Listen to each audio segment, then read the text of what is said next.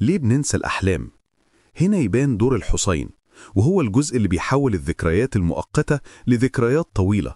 والمشكلة إن الحصين نشاطه ضعيف جدا وقت الرم، يعني الحلم بيتسجل بسرعة في الذاكرة القصيرة بس وما بيلحقش يترسخ كذكرى.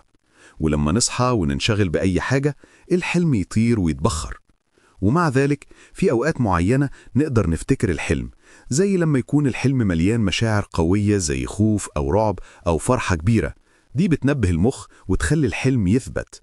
أو لو صحيت في النص أو بعد مرحلة الرم على طول فتكون لسه ماسك خيوط الحلم.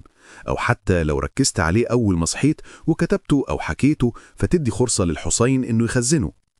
مرحلة الرم مش بس مسؤولة عن الأحلام، لكنها كمان بتساعد على تثبيت الذكريات العاطفية وتنظيم المشاعر. يعني ممكن تحلم بموقف حصل لك والمخ وهو نايم يعيد ترتيبه ويخفف حدته.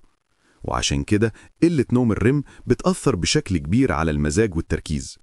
ولو اتحرمت منه فترة الجسم يعمل حاجة اسمها ريم ريباوند، يعني أول ما تلاقي فرصة تنام يخش بسرعة في مرحلة الرم ويزود مدتها كتعويض. في اضطرابات كمان مرتبطة بالمرحلة دي، زي لو آلية الشلل العضلي باظت بيحصل اضطراب اسمه REM Sleep Behavior Disorder، وساعتها الشخص يبدأ ينفذ أحلامه وهو نايم. أو لو الشلل يستمر شوية بعد ما تصحى تحس إنك صاحي بس مش قادر تتحرك، وده اللي بنسميه شلل النوم. في النهاية نقدر نقول إننا بننسى أغلب الأحلام لأن الحصين ما بيخزنهاش كويس وقت النوم. لكن الأحلام اللي فيها مشاعر قوية أو اللي نصحى في توقيت مظبوط أو اللي نركز عليها أول ما نصحى هي اللي بتفضل معانا.